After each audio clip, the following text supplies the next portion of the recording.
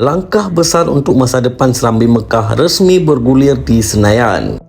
Badan Legislasi DPR RI bersama pemerintah akhirnya merampungkan pembahasan 27 ketentuan perubahan pada revisi Undang-Undang Pemerintahan Aceh yang dimulai sejak Januari tahun 2026 lalu.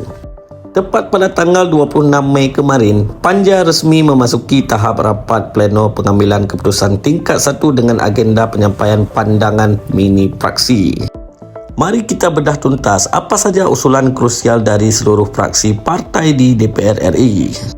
Kita mulai dari fraksi Nasdem, Gerindra dan Golkar yang kompak berfokus pada keberlanjutan anggaran daerah. Nasdem dan Gerindra secara konkret mengusulkan kenaikan alokasi dana otonomi khusus atau Otsus sebesar 2,5% dari dana alokasi umum nasional. Namun, fokus implementasinya sedikit berbeda.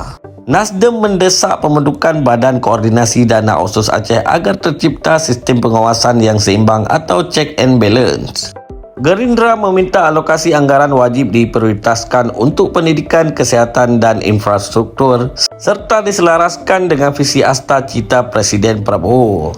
Sementara Golkar menekankan bahawa penguatan Otsus harus berjalan selaras dengan koridor hukum nasional dan MOU Helsinki dengan fokus utama pada pengentasan kemiskinan serta pengelolaan mandiri sektor SDA dan migas. Selanjutnya, fraksi PDIP dan PKB membawa catatan yang menyentuh ranah tata kelola ekonomi dan masyarakat akar rumput. PDIP menyetujui perpanjangan dana Otsus untuk pendidikan dan kesihatan.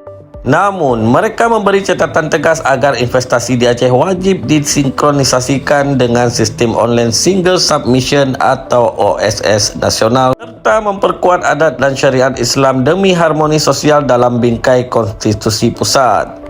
Di sisi lain, PKB menuntut kejelasan pembagian wewenang antara pusat, provinsi dan kabupaten kota.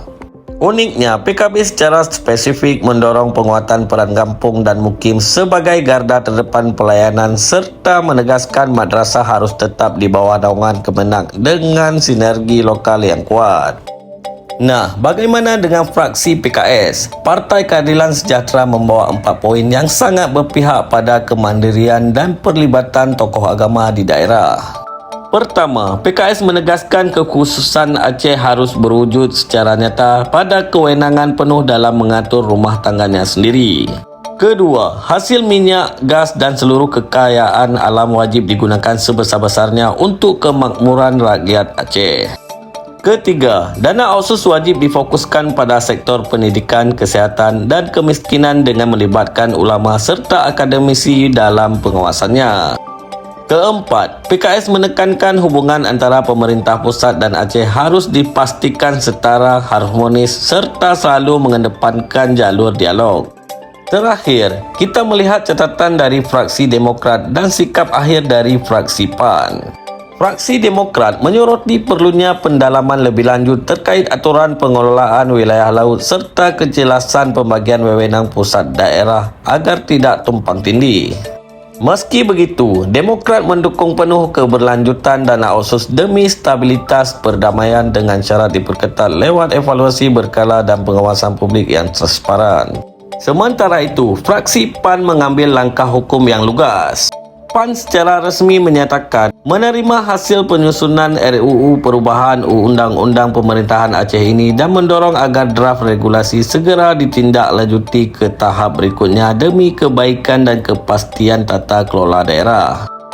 Dengan disampaikannya pandangan mini dari ke-8 fraksi ini, draft revisi UPA kini selangkah lagi resmi disahkan menjadi RUU usul inisiatif DPR RI. Melihat usulan dari berbagai partai mulai dari kenaikan anggaran, perlibatan ulama hingga aturan wilayah laut, bagaimana tanggapan kalian mengenai masa depan tata kelola Aceh? Tulis opini kalian di kolom komentar di bawah. Jangan lupa klik tombol like, share dan subscribe agar tidak ketinggalan perkembangan politik nasional. Sampai jumpa di video berikutnya.